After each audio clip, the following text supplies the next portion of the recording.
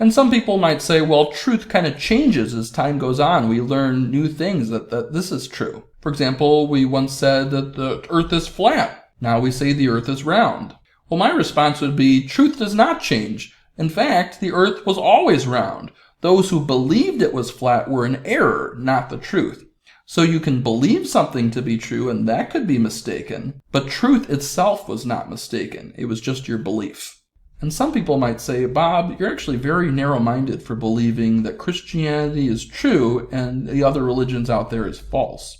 Well, my response is, truth is by its very nature narrow.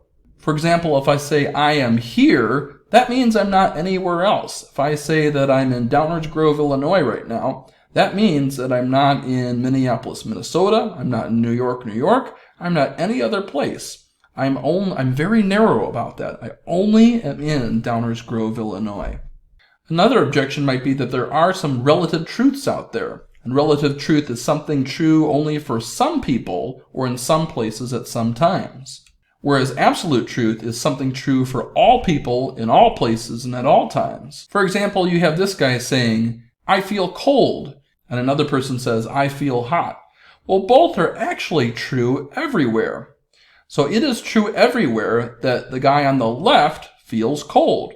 It is also true everywhere that the guy on the right is hot. So when we're talking about Christianity, and I say that Jesus died on the cross for everyone, and everyone who comes to trust in him will be saved, that's true no matter whether I'm in North America, or I'm in Asia, or in Africa. If Christianity is indeed true, it's the case everywhere and for everyone. So contrary beliefs are possible, but contrary truths are not possible. It's the difference between having an opinion about something and feeling good about it, and something that actually corresponds to the facts, which corresponds to reality. Another important point that I want to make is that the opposite of true is false. And some of you might be saying, well, duh, of course we know that. Because I think we do understand that. There's something called the law of non-contradiction, which says, opposite ideas cannot both be true at the same time and in the same sense. For example, it can't be true that the earth is round and the earth is not round at the same time and in the same sense. Or if one guy says, there's milk in the fridge, and the other guy says, there is not milk in the fridge. Well, those can't both be true. One is true and one is false. Maybe you've heard this before. A person telling a parable that there are 6 blind men and there's an elephant, and they all feel different parts of the elephant and make conclusions about it. So this is a way that they say that all religions are true. We've got Judaism feeling one part of the elephant. He feels the ear and thinks it's one thing. Hindus grab another part of the elephant and they make conclusions about that. Or Islam, for example, they grab the tail and think that truth is something. So the idea here is they grab different parts, and based on that limited information, they make a conclusion about something the way it is. But in reality, with that parable, they're actually all wrong, except with the one who has his eyes open to the truth, the narrator, the one who's telling this parable. The absolute truth is, this is an elephant. So all religions could be incorrect, but they can't all be right, because religions teach opposites. For example, there's a lot of contradictions between Islam and Christianity. One big one that I can think of is that Islam says that Jesus didn't actually die on the cross, that there was a substitute that was put up there. Well, if that's true, then Christianity is false, because Christians say Jesus did die on the cross, and his death on the cross is what pays for our sin. So if that's not true, then we have to look to Islam, because the information that Christianity is giving is not actually the case. However, if Jesus did die on the cross, then Islam is wrong. And you might say, well, don't religions have things in common? And I would say yes, but so does a counterfeit bill and a genuine $20 bill. Both are paper, both are rectangular, both have a 20 on them. But the truth is, one is a counterfeit. Because you're not able to tell something is a counterfeit by looking at the superficial similarities. It's the differences between the two which make the distinction. So can all religions be true? No, they can't, because they teach opposites, and opposites can't be true. Some religions say that God is everything and everyone.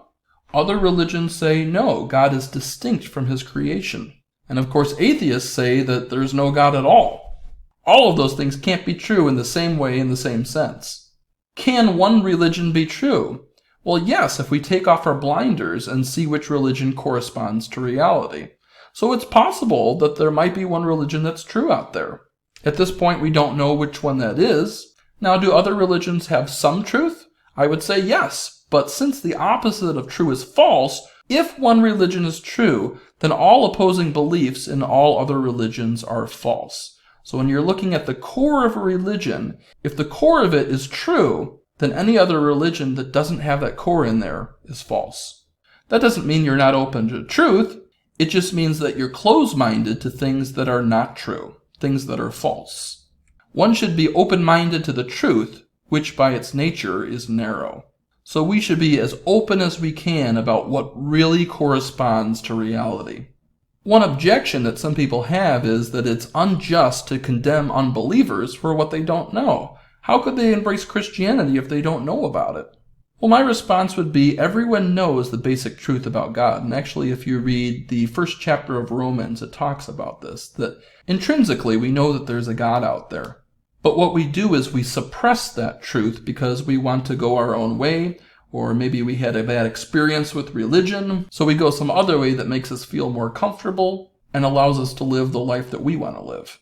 However, those who seek God do find Him. So not everyone has the same amount of light, but those who reject the light they have are justly judged. If somebody embraces the light that they have, more light will be given to them.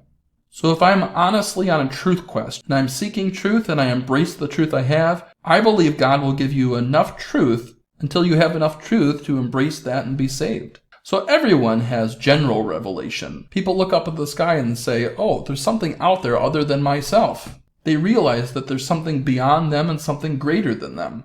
And then depending what they do with that, well, those who seek the light, they will be given the light to be saved.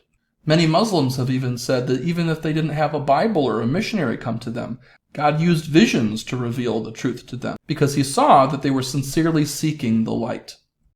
So to sum up, truth is not ice cream. It's telling it like it is. It's what corresponds to reality. And as soon as you have a different definition of truth, you actually have to use the correspondence view to make that claim. And we went through a bunch of examples of how alternative claims to truth actually contradict themselves as soon as you say them, or if you take them for a test drive and see where they go. And that's important because people who are agnostic and say you can't know that God exists seem to know that somehow. It's self-defeating. And although it sounds good that all religions can be true, they can't all be true in the same way, in the same sense. Yes, there are things that are true within the religion, but at its core, not every religion can be true because they teach opposites, and that would violate the law of non-contradiction. Jesus cannot have died on the cross and yet also not died on the cross. And whether Jesus died on the cross and rose again, those are vital components of the Christian religion. If you take that out and just say, well, some of Jesus' teachings are good, so Christianity is true, you've actually gutted Christianity because the heart of it is Jesus and what He did for us.